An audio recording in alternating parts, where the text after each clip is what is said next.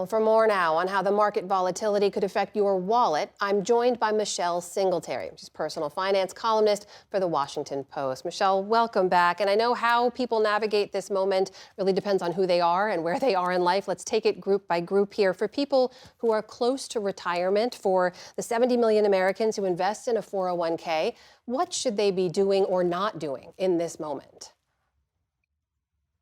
I hate to say this because the inclination is to do it, but don't look. Just don't. I have not looked at my portfolio since the Trump administration announced these tariffs because the market started to slide then. When you look at the actual numbers, you the natural tendency is for you to panic.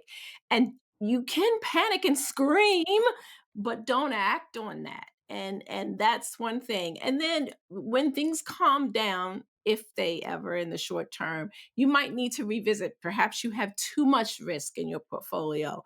But for many seniors, they're going to have 10, 15, 20, even 30 years left in their retirement. And so you have to keep your eye on that your portfolio still needs to have growth in it so that you can buy the things that you need in your retirement years. What about for folks who've been weighing a big purchase, a house or a car? They've been watching rates fall, they've been waiting for the moment to jump. Should they keep waiting?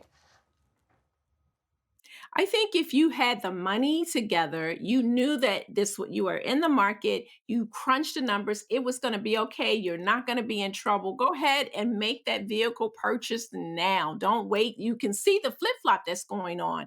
But if you already knew that you were stretching into that car, then I would not do it.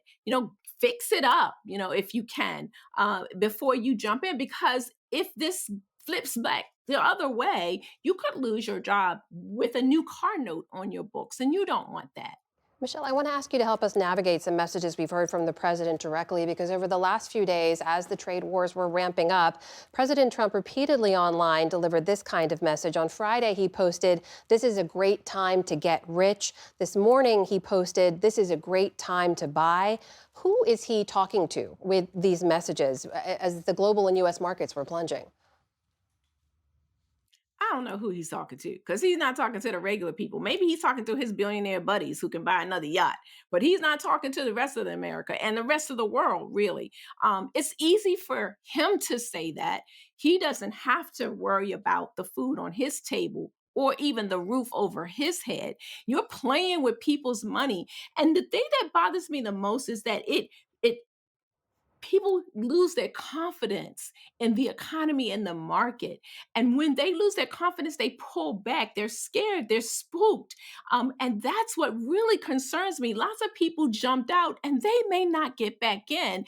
And they need that growth because one of the biggest dangers to your portfolio, to your future, is inflation. And if your dollar's not invested in a sound way, then you could lose that value of that dollar that you might want to put in your mattress.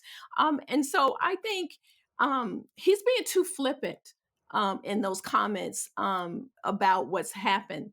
And I think that has angered a lot of people and concerned a lot of people. I've heard from retirees and even young adults who are like, what should I do? That's not how you want to lead.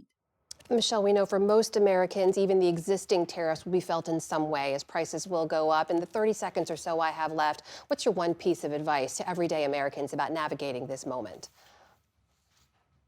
I think if you were already struggling, living paycheck to paycheck, or you're not sure about the security of your job, like the federal workers, you pull back, you budget tight, you're going to cancel that vacation, you're going to cancel that major project that you might have had on board. If you're still okay, you've got a good amount of money saved, then I would go ahead and do some of the things that you were going to do, but be very cautious about that. Just watch that budget because it's still going to be a tough ride for a little while. All right, Michelle Singletary, personal finance columnist for the Washington Post. Great to speak with you. Thank you. Oh, thank you.